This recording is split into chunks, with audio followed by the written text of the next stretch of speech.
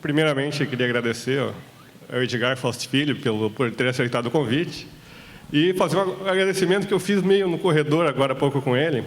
Grande parte da temática desse evento foi um pouquinho de plágio de um evento que ele organizou. Então, tem esse agradecimento especial. Não vou entrar tanto na parte técnica do Edgar. O Edgar é uma pessoa que temos um grande amigo em comum, que é o Mauro, que tenho ele como meu irmão, e nos conhecemos, falei o nome de Mauro, virou meu irmão também no exato momento que falei o nome do Mauro. O Edgar é uma pessoa que vem militando na área de engenharia sanitária desde a época de faculdade, grande parte, inclusive, das atribuições de engenheiros sanitaristas teve o dedinho do Edgar, com muitas dificuldades, e é um profissional que saiu de Santa Catarina, foi para Paraná, onde conseguiu desenvolver os seus trabalhos. O Edgar, não sei se até o momento, mas é presidente da ABS Paraná, e currículo vasto, né, Edgar? Não preciso nem dispensa um pouquinho de apresentações. Bom dia. Sou engenheiro sanitarista formado pela UFSC e trabalho na Sanepar, na área de desenvolvimento dos sistemas de esgotamento sanitário. Já passei por várias áreas, mas ultimamente estou nessa. E fui presidente da ABS. Na realidade, hoje o presidente é o Nery, já há 2 anos. Mas estamos no trabalho firme de consolidar a ABS cada vez mais. A gente tem uma bandeira lá no Paraná de ABS na rua, ABS discutindo com a sociedade, não ABS discutindo só o saneamento entre os técnicos, né? E temos levantado vários temas. Foi por isso, imagino que você lembrou da luta que nós estamos travando no Paraná por uma política estadual de saneamento e, consequentemente, todos os instrumentos que essa política traz. Eu vou fazer uma abordagem, então, vocês perceberam que eu não sou advogado, então essa parte da legislação eu vou citar pontos importantes e não vou entrar na questão muito profunda da legislação, mas vou citar pontos importantes e acho que o mais interessante são os desafios que nós temos aí com relação aos planos municipais, e não só municipais, os planos de saneamento básico. Fiz uma retrospectiva inicial para defender o nosso setor. Nós temos aí que, no início da era cristã, a expectativa de vida não chegava a 20 anos. Passamos 1.750 anos dessa era e avançamos um pouco mais, né, que quase 30 anos. E nos últimos 250 anos, a gente mais que duplicou e temos uma expectativa de vida de mais de 70 anos. Muitas vezes se faz a relação desse crescimento com as descobertas médicas, né? Mas eu vou fazer questão de mostrar essa figura que remonta lá a 1850, cidades francesas importantes, relacionando a expectativa de vida e a entrada em operação dos sistemas de abastecimento de água, principalmente a desinfecção nesses sistemas de abastecimento e a coleta e o afastamento dos esgotos sanitários. Então, a gente percebe o que aconteceu nesses 250 anos. Lógico que todas as ciências relacionadas à questão médica têm a ver, mas também tem muito da base da saúde, que o saneamento é importantíssimo. Então, passando um pouco agora para uma retrospectiva nacional, 71, nós tivemos o Plano Nacional de Saneamento. Foi o grande marco do saneamento no país. Estabeleceu um planejamento, uma organização centralizadora, porque tinha a ver com o regime que nós tínhamos na época, né? Fortalecimento de companhias estaduais, em detrimento do poder dos municípios, né? Mas tivemos recursos, um ordenamento legal e um foco sanitarista, com um peso muito grande nos sistemas de abastecimento de água, que é aquilo que eu mostrei um pouco do crescimento da expectativa de vida. Cumpriu o seu papel? Cumpriu. Em 86, a gente teve, já num processo de democratização do país, a gente teve o fim do BNH, que era o grande instrumento, né, o grande órgão que bancava o Plano Nacional de Saneamento. Extinto o BNH, extinguiu-se o Planasa. E aí nós tivemos 20 anos sem diretrizes na área de saneamento. Esses 20 anos representaram o quê? Queda nos investimentos, desestruturação no setor, aumento dos desafios ambientais, principalmente relacionados ao aumento da concentração urbana. O resultado dessa lacuna, representado em percentual de investimentos relacionando com o PIB, a gente percebe que com o Planasa, a gente girava na ordem de 0,40%, 0,50% do PIB em investimentos em saneamento, água e esgoto. Sem o Planasa, nós ficamos na metade disso. Então, essa é a importância de você ter diretriz, você ter planejamento e você ter a devida importância a um setor. Atualmente, nós temos um panorama mais favorável. Conseguimos um bom marco regulatório, temos um contexto bastante desafiador, mas temos objetivos, temos planos, podemos discutir aí se eles são eficazes exatamente, mas temos planos e metas, e temos uma sociedade mais consciente. Aqui, como eu falei, não sou advogado, eu fiz um apanhado de Constituição e outras leis, não vou entrar muito no detalhe, porque vocês vão ver que tem vários slides, mas vou destacar algumas questões que eu acho importantes. Então, na Constituição de 88, na competência da União, nós já tínhamos a responsabilidade de diretrizes de saneamento, em 88, né? De gerenciamento de recursos hídricos, de o Estado como um agente regulador de serviços, né? De atividades econômicas. Também mostrava já que a relação entre entes da federação seria construída através de consórcios públicos e convênios de cooperação. Bom, aí tem uma infinidade, não, mas tem um bom número de leis que passa pela saúde, meio ambiente. Aqui tem um destaque, nós fomos muito rápido em definir o regime de concessão de serviços com a iniciativa privada, mas não fomos tão rápido para definir a relação dos entes públicos da federação. Vocês vão ver que só em 2005 que a gente tem a lei de consórcios públicos. Concessões e permissões, Política Nacional de Recursos Hídricos e por aí vai. Vamos entrar nesse outro slide, que a gente entende. Nós temos a lei de consórcios públicos, importantíssima, porque você consegue começar a ter a cooperação entre os entes, né? Nós vamos perceber que, com a Constituição, houve uma descentralização de um monte de competências, para os municípios, principalmente. E não tem estrutura, boa parte dos municípios não tem estrutura para essas competências.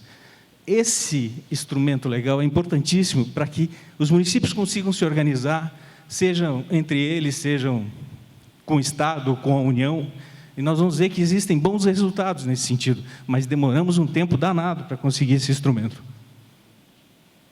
A lei importantíssima, que tem as diretrizes nacionais de saneamento, essa lei, ela define responsabilidades, ela estabelece instrumentos importantes como o Plano Nacional, um Sistema Nacional de Informação, várias leis nesses últimos anos estabelecem um instrumento importante que é o controle social, um componente importante, e a regulação, né? E temos na mesma sequência a Política Nacional de Resíduos Sólidos. Existem algumas situações ainda a serem discutidas e melhor elaboradas, essa situação das regiões metropolitanas e conurbadas. Essa ação direta de inconstitucionalidade, movida pelos municípios do Rio, da região metropolitana do Rio, mostrou esse conflito mais abertamente, teve essa ação e teve uma decisão no Supremo, depois de muitos anos, quase 15 anos para uma decisão, que fortaleceu a visão de que a competência é municipal na questão do saneamento, mas que nessas regiões, por essa rede, né, de estrutura que existe entre os municípios, você precisa agir assim, com colaboração entre os entes, né? você precisa ter os municípios associados e também com o Estado.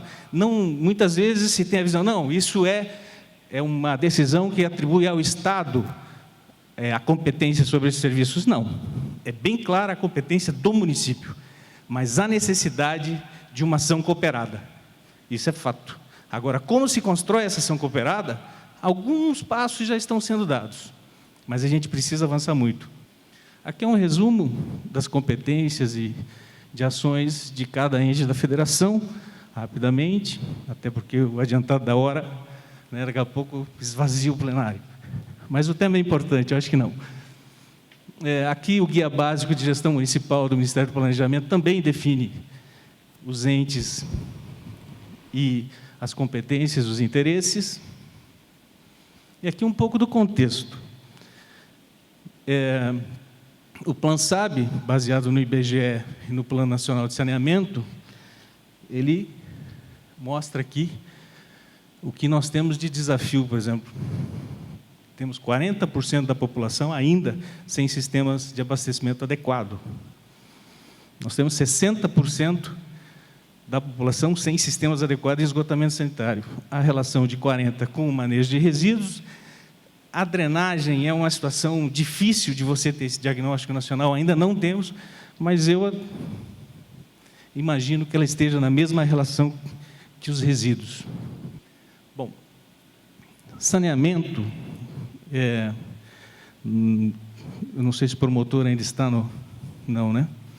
Mas o que eu vejo muitas vezes quando a gente tem reunião com promotores e outros órgãos, instituições, é que se imagina que no saneamento se tem muito recurso, tem muito dinheiro, porque vocês cobram, tem tarifa, né? Olha, com esse desafio que a gente percebeu aí, não há tarifa que estabeleça um serviço, uma universalização que a gente pretende. Ou nós temos investimentos não oneroso, ou nós vamos ter sérias dificuldades de atender às metas do Plano Nacional de Saneamento, de universalizar esse serviço, sem dúvida. E aí a gente percebe, mesmo com o crescimento de recursos não onerosos, aqui está relacionado per capita em sistemas de abastecimento, valores muito baixos ainda.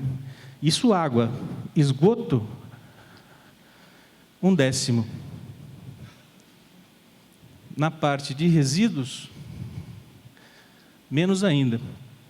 A Rede Globo de televisão no Paraná, a RPC, no Alto Iguaçu, fez um trabalho interessante, mobilizou toda a sociedade para discutir a questão da recuperação do Rio Iguaçu. Curitiba fica na nascente do Rio Iguaçu. E os primeiros debates foram assim, porque os municípios, porque os prestadores de serviço, porque não estão fazendo seu serviço adequado. Eu acredito que esse relatório ainda esteja no site da RPC, vocês podem buscar. A conclusão final é isso. Se nós não tivermos injeção de um volume muito grande de recursos, não oneroso, não há prestador de serviço, não há instituição, seja o município, o Estado, que consiga, com tarifas ou com o seu fundo, fazer serviços adequados e recuperar um rio como o Iguaçu. Entrando um pouco agora na questão dos planos. O PlanSAB ele foi aprovado em novembro de 2013. Teve um longo debate de construção desse plano.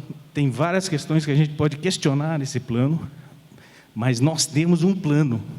E a cada 4 anos a gente tem condições de revisá-lo. A gente não pode jogar isso no lixo. Nós temos que defender cada vez mais a importância de ter um plano, porque nós vamos fortalecer o setor e nós vamos brigar pelo que a gente acredita, né? Nessa primeira versão, as previsões de investimentos saltam para 0,7% do PIB, lógico, água, esgoto, resíduo e drenagem, mas salta para 0,7%. Isso é planejamento. Você vai dizer, na prática, bom, vamos discutir a prática. Então, esse plano ele foi construído em cima de cenários pessimistas, realistas, otimistas.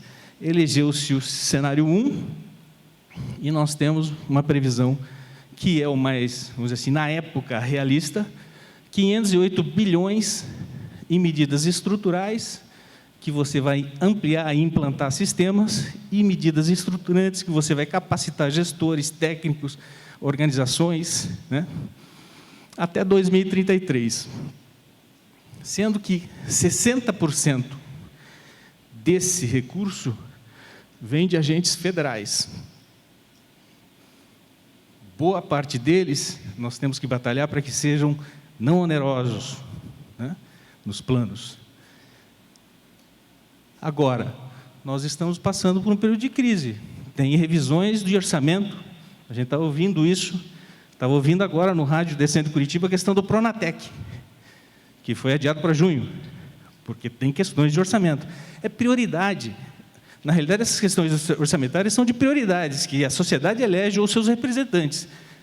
Nós temos que batalhar muito para que esse cenário melhore e essas metas sejam efetivadas. E mesmo com esses 508 bilhões, eu não coloquei aqui as metas, nós não vamos chegar na universalização plena do serviço, não. Nós ainda vamos ter esgotos não tratados, nós ainda vamos ter uma parcela da população rural sem água adequada, abastecimento de água adequado, e também a parte de resíduos. Então, nós temos que entender esse momento, mas temos que entender também a importância desses instrumentos que nós temos e fortalecer o nosso setor.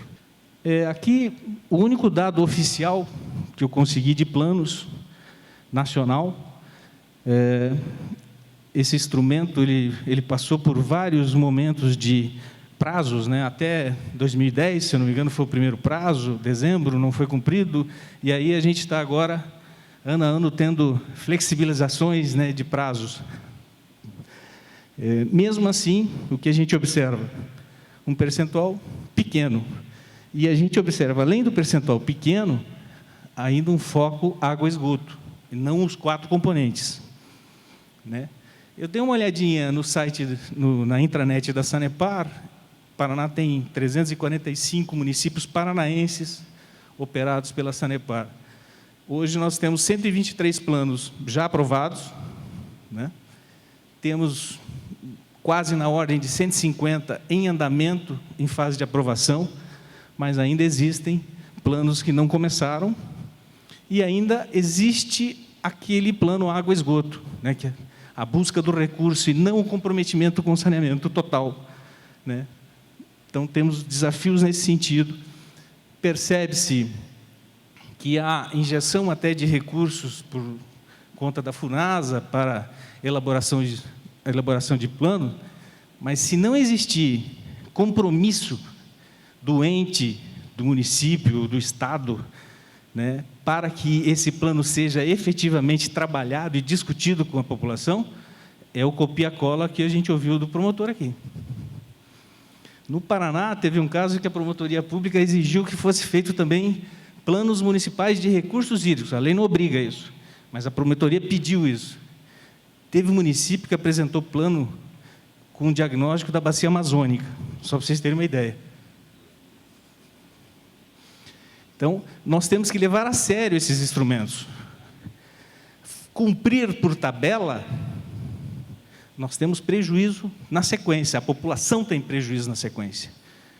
Esse trabalho tem que ser sério, tem que ser cooperativo e tem que ser discutido com a população. Não é plano para colocar em gaveta ou para apresentar somente para o agente financeiro. Esse não é, a lei não foi trabalhada para isso. Nós não passamos 20 anos sem lei, discutindo, quebrando um pau danado para ter essa lei, para criar planos que vão parar em gaveta ou na gaveta do agente financeiro. De forma alguma. Bom, no guia do Ministério do Planejamento, é o que eu falei, houve uma forte descentralização, mas o que se percebe é que as diversidades entre os municípios e estados limita as condições para o exercício das competências. E o presidente da Federação dos Municípios, os municípios são protagonistas lá na ponta, de tudo que demanda, mas não tem dinheiro. Essa questão de dinheiro é relativo, né? Não estou dizendo que não seja bom, mas essa questão de você Normalmente, quando você não tem planejamento, você atribui o teu insucesso a 3 coisas: falta de gente, dinheiro e tempo. Né? Normalmente. Então, nós temos que começar a planejar, começar a ter horizonte, né? E defender aquilo que a gente cria, efetivamente. O relatório do Tribunal de Contas do Paraná, 2012, fez uma auditoria amostral, tendo sistemas municipais, sistemas da companhia estadual, sistema privado, e identificou isso. Não é todo mundo que vai tentar esmiuçar um pouquinho chega às mesmas conclusões: ausência de mecanismos de planejamento, ausência de regulação e fiscalização, condições inadequadas nas contratações de serviços, políticas tarifárias ineficientes, e por aí vai. Então, ou a gente encara a discussão, enfrenta esse debate, ou nós vamos ficar com serviços precários e com dificuldades, né, na qualidade de vida da população. Bom, desafio é integrar os planos de bacia com os planos de saneamento. Sustentabilidade, tendo visão ambiental, social, econômico, jurídico. Se você pegar aqueles 508 bilhões que eu comentei, ele não tem relação com o Plano Nacional de Recursos Hídricos. O Plano Nacional de Saneamento foi criado, lógico que a lei estabelece lá nos seus incisos que há necessidade de relação com as políticas nacionais de recursos hídricos e saneamento e tal, mas o plano, se você buscar no texto dele, você não vê relação. Por exemplo, o plano de bacia, quais são as metas progressivas? Qual é o plano de efetivação daquela bacia? Você vai lançar o efluente de um aterro, em que ponto da bacia? É um uso, você vai lançar uma carga poluidora.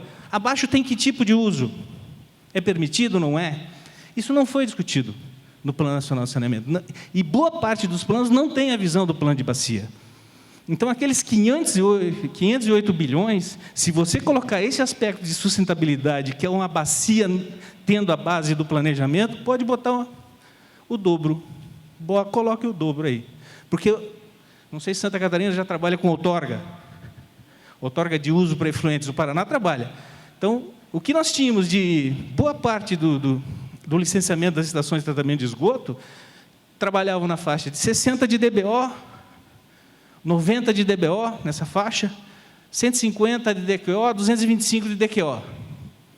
A hora que você começou a fazer o estudo da bacia, nós temos DBO na outorga de 18.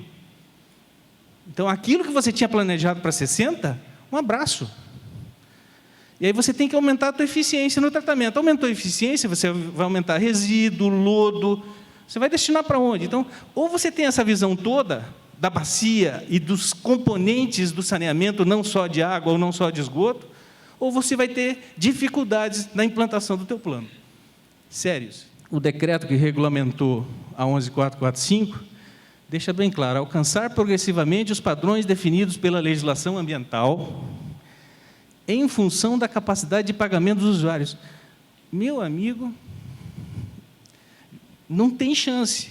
Ou nós vamos captar recursos não onerosos em grande monta, em boa parte dos nossos planos, porque capacidade de pagamento dos nossos usuários, está claro.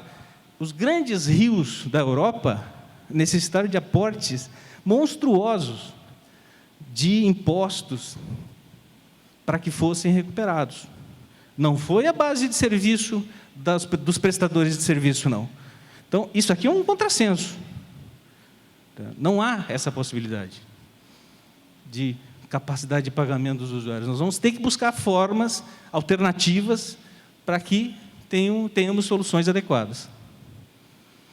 E o promotor também abordou isso, quer dizer, a necessidade, nós temos um grande número de planos setoriais, o saneamento é um deles, né, com o plano diretor e ocupação de uso do solo. Aquele exemplo que ele falou, o plano municipal aponta, se ele não me engano, ele falou para o norte, e a cidade, no plano diretor, está crescendo para o sul. Meu amigo, no mínimo um copia-cola aí. O que a gente está fazendo no Paraná, e que eu gostaria de deixar como final? Na ABS, a gente lançou essa bandeira de ABS na rua, e a gente tem defendido uma política estadual de saneamento, porque vocês vão perceber na política nacional, nas diretrizes de saneamento, que o Estado pouco é citado, é União e município. O Estado, ele fica numa visão de regional. Se o Estado não quiser se comprometer muito, não que ele consiga, mas ele pode alegar isso. Ele não vai conseguir. Mas nós estamos trabalhando no Paraná uma lei, Santa Catarina já tem, mas parece que efetivamente não tem, né? Mas a lei existe. Nós estamos trabalhando para que se definam conceitos, princípios nossos. Isso nós estamos debatendo. Nós fizemos um seminário juntamente com o CREA, reunimos secretários de Estado, academia, associações, ONGs, de moradores. Fizemos esse debate e hoje nós temos uma proposta de lei, uma minuta, que está dentro do Conselho Estadual de Meio Ambiente, sendo discutida, vai ser aprovada por esse envolvimento todo que nós construímos e vai para a sanção, para que o governador encaminhe o decreto à Assembleia Legislativa. Então, formas de controle social, né, a inter-relação, como se dá a inter-relação com essas políticas e esses instrumentos, um sistema de gestão que tem esses instrumentos, conferências, conselhos, auditorias, plano estadual, plano regional, quando você tem regiões conurbadas, metropolitanas, né? Fundo estadual, sistema estadual de saneamento.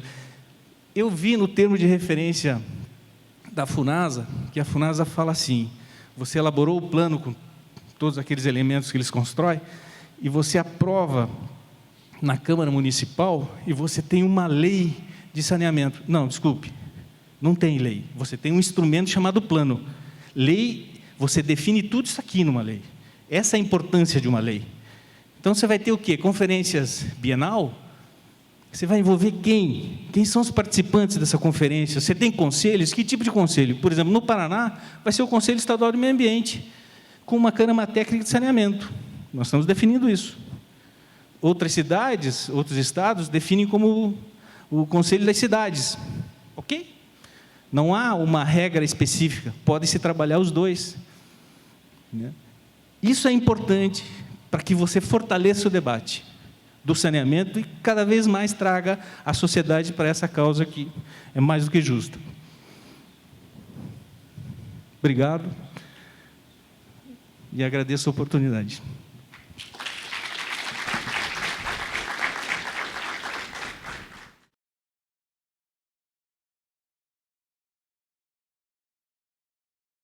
Né? Queria me atentar a um tema que o senhor comentou aí no finalzinho, né? Que o senhor comenta aí sobre criar sistema de saneamento com instrumentos de gestão, analisar planos estaduais, e me deixa um pouco amedrontado isso, porque hoje nós temos o PlanSab, que determina uma diretriz, tem lá uma diretriz a se tomar e tudo mais, e temos a necessidade de termos planos municipais. Aí a ideia, o desafio que o senhor propôs aí é exatamente criar também planos estaduais. Não existe muito plano que a gente possa criar e pouca execução, não, doutor Edgar? Essa é a pergunta. Me permita discordar, porque a ABS, quando nós lançamos essa bandeira de ABS na rua, a primeira coisa que a gente fez foi conversar com o secretário de Desenvolvimento Urbano do Paraná, pedindo para ele como é que ele via o saneamento no Paraná e como a secretaria podia auxiliar os municípios nessa demanda dos planos municipais. Aí ele falou assim, isso foi 2009. Não, veja, saneamento, a Secretaria de Desenvolvimento não se preocupa muito, isso é a Sanepar, um secretário de Estado, tendo a visão de que o prestador de serviço é responsável pelas atribuições do Estado. Errado. Primeiro, a Sanepar opera 345 municípios, como eu falei. O Estado do Paraná tem 399. E os outros? Como é que fica? Então, o Estado tem que entrar nessa brincadeira, e tem que entrar com o plano estadual, porque, por exemplo, você tem áreas frágeis. No Paraná, nós temos o aquífero Guarani, ele tem regiões que ele aflora. É uma área frágil, e não é municipal. E não é nacional. Tá? Nós temos o aquífero Kaiowá, que está com problemas de nitrato sério. É regional. Nós temos os planos de bacia, tem várias bacias estaduais. O Estado, assumindo o plano estadual, ele vai dar justamente visão aos municípios e toda uma estrutura e cooperação para que os planos tenham efetividade. Por exemplo, em áreas críticas, dessas que eu falei. Né? Você vai botar um lixão em cima de um aquífero que aflora? Não, não pode. O Estado define isso. Você pode me dizer, não, mas tem outras leis. Mas nós estamos defendendo a visão do saneamento e essa relação com o planejamento. Pode ter lá na parte da Mineropar, por exemplo, mas muitas vezes a sociedade nem sabe disso. Fica na estrutura da Mineropar ou em algum outro departamento ou dentro de algumas escolas, na academia, e não sai disso. Agora, o plano, nós temos no plano o sistema de informação estadual. Quer dizer, hoje você vai buscar informação sobre saneamento do Estado do Paraná, você vai buscar na Sanepar ou no SNIS. Né? Você vai ter um sistema georreferenciado com os municípios, sejam prestadores municipais, privados ou estadual. Né? Você vai ter um relatório anual que a Secretaria Estadual do Meio Ambiente vai ter que prestar conta de todas as metas e os resultados atingidos. Isso vai ser discutido dentro do Conselho de Meio Ambiente, do Conselho das Cidades. Fica muito mais transparente, a sociedade tem muito mais condições de agir. Então, desculpe, a falta de instrumentos é que nos faz ficar com dificuldades. Se a gente fortalecer os instrumentos, é o inverso. Nós vamos ganhar. Mais uma salva de palmas a ele.